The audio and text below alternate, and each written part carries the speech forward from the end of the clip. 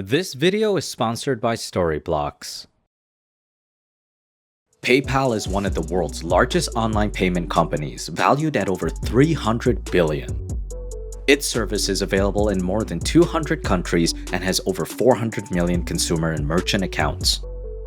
And it all started with a struggling student who was ditched by his girlfriend and thrown out of his own place before meeting two strangers who would turn his life around.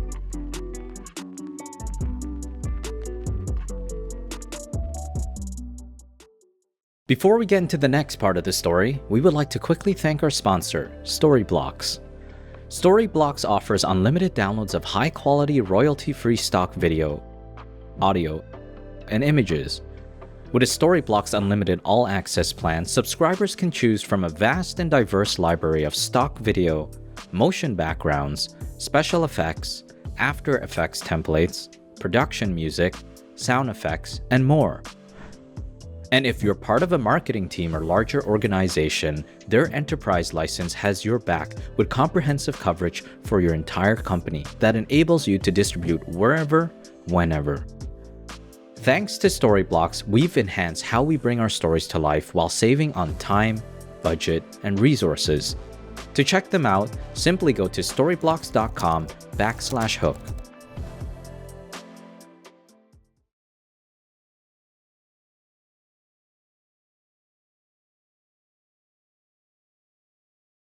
In 1997, 23-year-old Soviet refugee Max Levchin graduated from the University of Illinois with a bachelor's degree in computer science and a reputation for struggling to build one startup after another.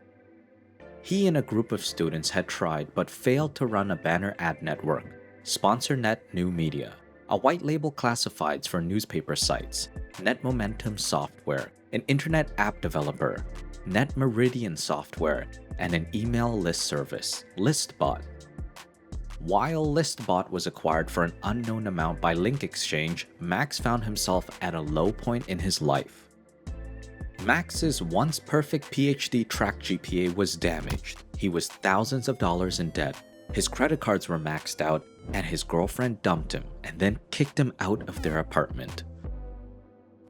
Unsure of what to do next, Max drove from Champaign, Illinois to Palo Alto, California, and crashed on an apartment floor belonging to one of his SponsorNet New Media co-founders, Scott Bannister. Max didn't mind the discomfort until he realized the apartment didn't have air conditioning, making Palo Alto summer heat unbearable. So Max decided to hang around Stanford University's campus and sneak into lectures to sleep at the back since they had AC. When Max's other SponsorNet New Media co-founder Luke Nosek found out, he mentioned that a hedge fund manager who invested in his online calendar startup, SmartCal, was giving lectures at Stanford and that Max should try and meet him since he was investing in more startups. One day, Max was hanging around Stanford's campus and noticed a flyer pinned to a board about a lecture by the hedge fund manager Luke had mentioned, Peter Thiel. Max decided to head in but had no intention of introducing himself like Luke suggested.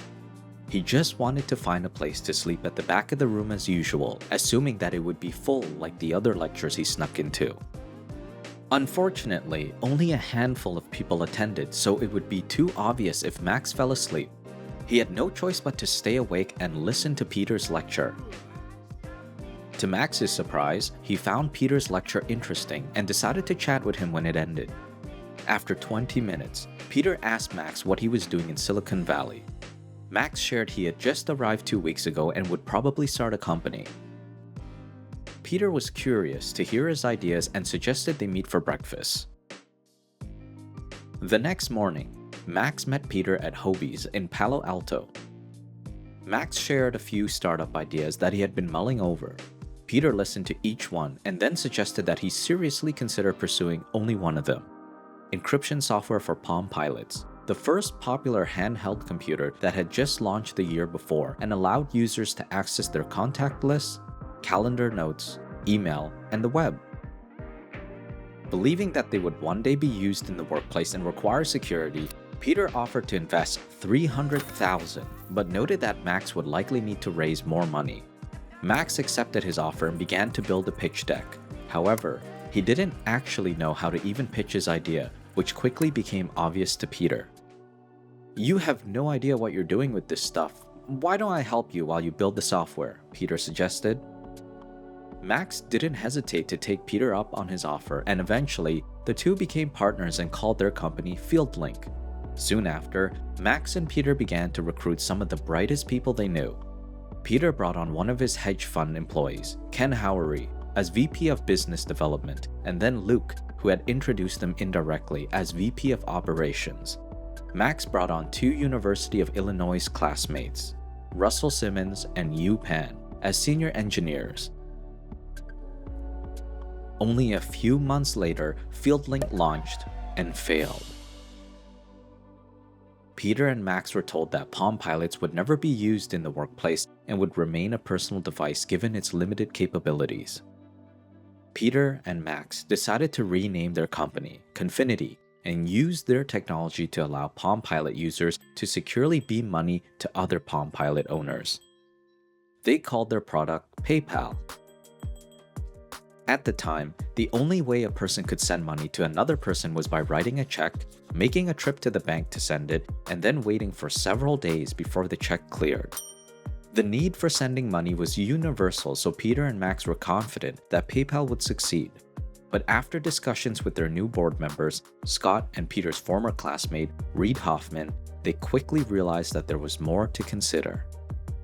Reid pointed out that not everyone has a Palm Pilot, not even in Silicon Valley, and that the web was a bigger, more accessible platform. Max then suggested allowing people to send money to others through email. The rest of the team thought it was a good idea but decided to do both Palm Pilot and email payments. Enjoying the video so far? Be sure to subscribe to Hook and ring the bell to stay up to date with news stories about today's most successful companies. 1 year later, PayPal launched and was made available in two versions, a Palm Pilot app and a web version. Both versions used strong encryption and required users to create an account on PayPal's site, which involved providing their email address and linking a credit card. The app allowed Palm Pilot users to beam money to each other, while the web version allowed users to email money to other users. Both Palm Pilot and web users could then transfer the received money to their bank account or send it to others.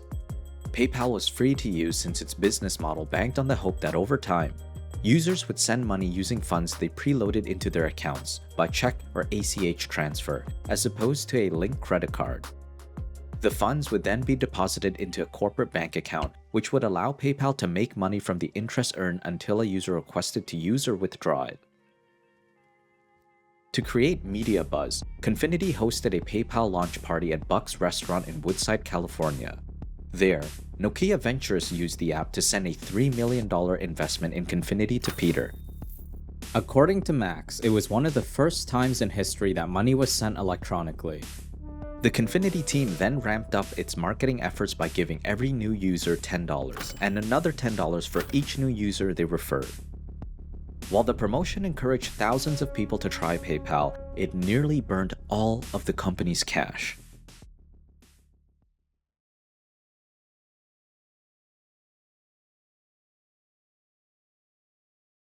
A couple months after PayPal's launch, the Confinity team discovered a strange phenomenon. PayPal's email payment service was being used by people who needed it for a site that they had never heard of, eBay. When Max found out, he looked up the site and was taken aback. "This is like a den of illicit commerce," he exclaimed, not realizing it was merely a site to auction any kind of item, including collectibles, antiques, and furniture. "I need to block them from using PayPal." After several failed attempts, Peter asked Max what he was working on. Max told him about the eBay users had complained. "They're like cockroaches. You try to block them off, and they keep coming in through a different entrance." "That's what's called a market pull," Peter responded. "All these people trying to pay online don't have anything better to use." A market pull refers to a market demanding a particular product, and in eBay's case, buyers wanted an easier way to send payments to sellers since they had to mail checks before receiving their item in the mail. When Max and Peter shared this realization with Scott and Reid, they all agreed to only focus on PayPal's email payments since Palm Pilot payments weren't growing at all. Soon after, the Confinity team realized PayPal's pivot came too late. eBay purchased an online credit card payment service, BillPoint, to integrate into their site and compete with PayPal. And while there was no news of BillPoint expanding into online payments, a direct rival entered the market, Bank. Like PayPal, Bank allowed users to transfer money through email. However, the company also offered features that were on PayPal's to-do list for quite some time. A feature for generating an electronic invoice to request payment, and another feature to request money from several people at once, for things like splitting dinner bills with large groups. Get the Bank features live on PayPal before Christmas, Peter instructed. Even though the holidays were less than a week away, PayPal's engineers willingly stepped up to the challenge. They were committed to PayPal for many reasons. Most personally knew Max, Peter, or the launch team, and some dropped out of college to start working for PayPal immediately. They also believed that PayPal would one day change the world and were willing to risk everything to make it happen. PayPal placed a high value on people who were not only talented, but had that kind of tenacity. Meanwhile, other tech companies like Google cared more about people with PhDs.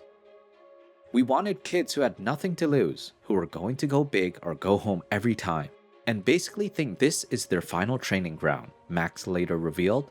Their next company is going to be their own. 2 days after the challenge was set, the Confinity team discovered even more crushing news. X, an online financial services company, pivoted into email payments and was giving every new user $20 and another $10 for every user they referred. The company also made it easy for users to refer others by providing a customized URL. The Confinity team was taken aback. They had once worked in the same building as X, which was just down the street from its current office. After Confinity moved out, X actually took over their old office. It was likely hard for many to believe that X's pivot coincided with Confinity's, but the decision was made before the two knew about each other.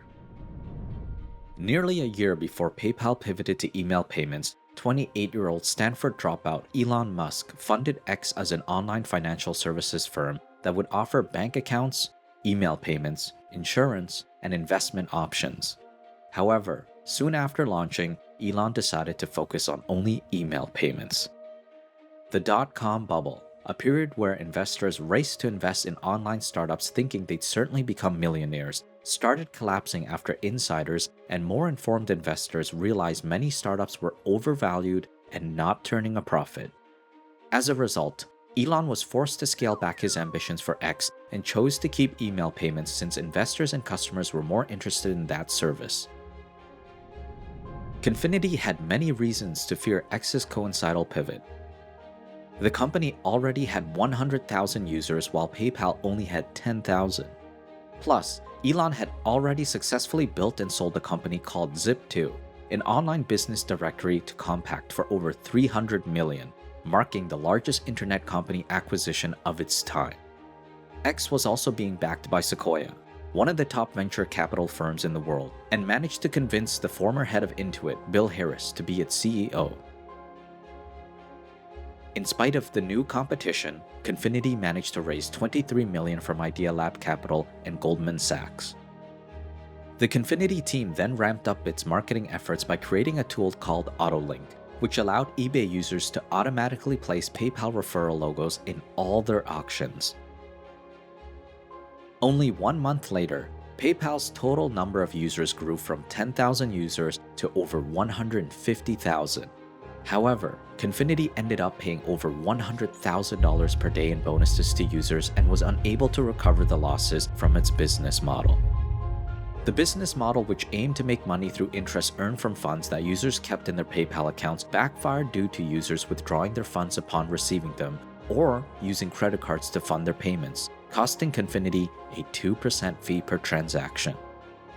Each time a user signed up and used PayPal, Confinity lost money.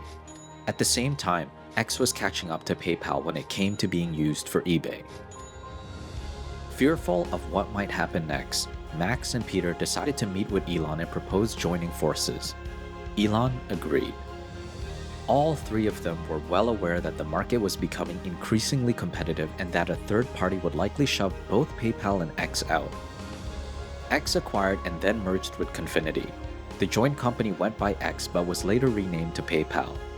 Max remained the CTO while Peter demoted himself to VP of Finance and Bill became the CEO.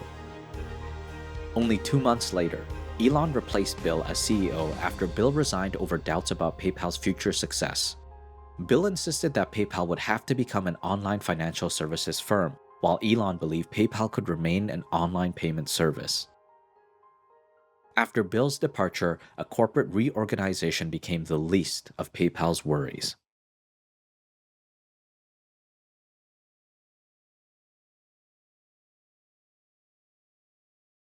After Bill's resignation, PayPal had more to deal with than a potential PR nightmare.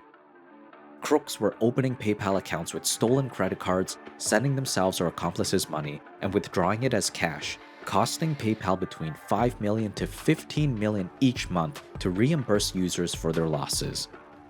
When PayPal tried to stay ahead of them by flagging large transactions, the fraudsters came up with ways to create multiple accounts and move small, negligible amounts of money around. Tackling these problems was allegedly delayed due to Elon focusing on switching PayPal's operating system from Unix to Microsoft. At the same time, Elon was trying to raise money and flew to Australia to meet with investors.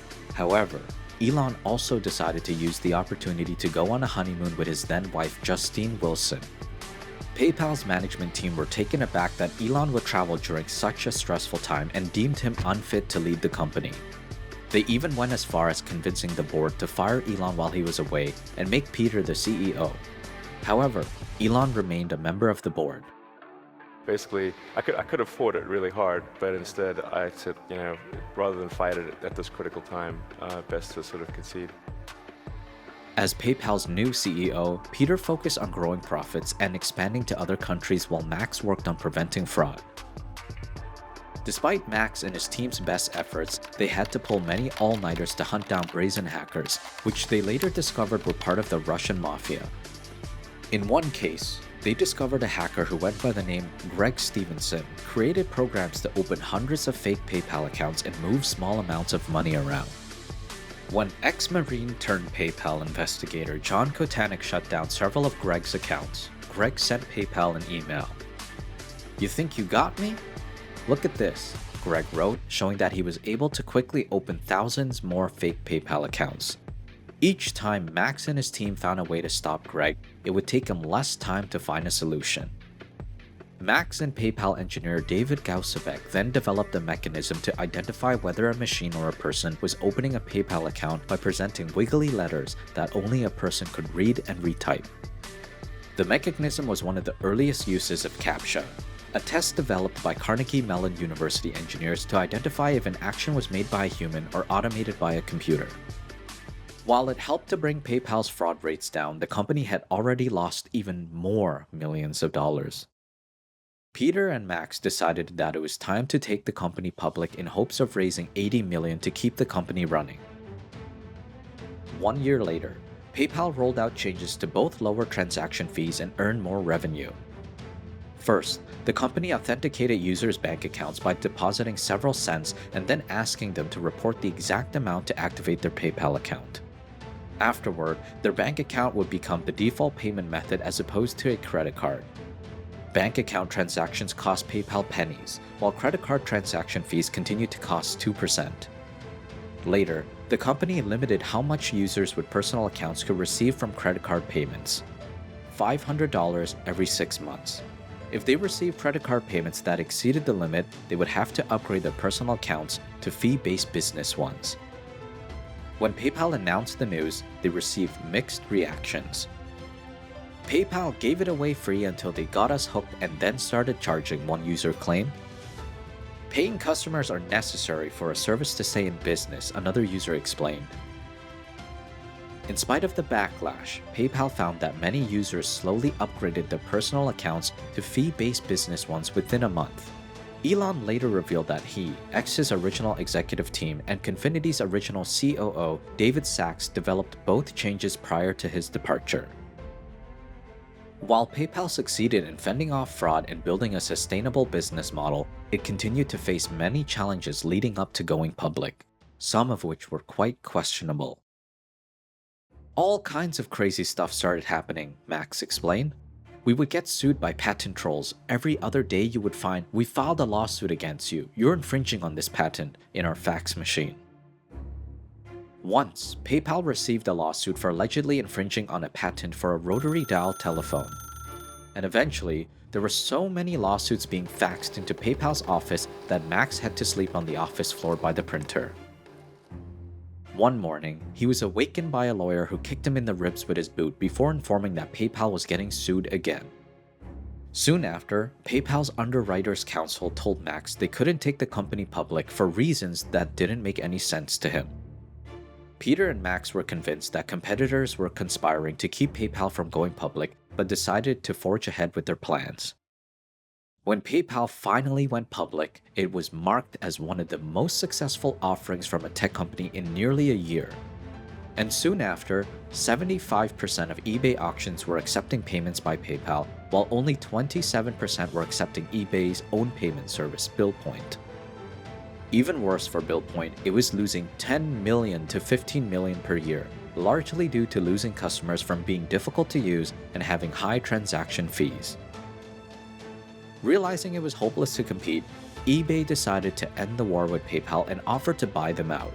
PayPal rejected their offer, but eBay kept trying. Eventually, Peter and Max decided to accept their offer for $1.5 billion, after realizing how run down their employees were from working 7 days a week, 4 years straight. The team was very tired, probably the right call, but on the emotional front, it was very difficult. On the business front, probably the right thing. Immediately after the sale, it was clear to Max and Peter that eBay wanted to make PayPal their own, prompting them to leave just weeks later. And while it was a devastating time for many, Max, Peter, Elon, and several former PayPal employees moved on to start and fund other companies, including Slide, Palantir, Tesla, SpaceX, YouTube, Airbnb, Uber, Lyft, Yelp, LinkedIn, Eventbrite, and more. These companies became so successful that the former PayPal employees behind them are now known as being part of the PayPal mafia, the richest group of men in Silicon Valley. As for the company PayPal, it's now one of the world's largest online payment services that brings in billions in revenue. It continues to offer personal and business accounts, processes over 35,000 transactions per minute, and can be used in more than 200 countries. The success didn't come too easily, Peter often reminds others. People learn not to be too pessimistic, and they learn that you have to do a lot of things right. This is the story of how three strangers turned allies made it easier for people to send and receive money online and built a billion-dollar company. For more inspiring stories from today's great leaders, don't forget to subscribe to our channel.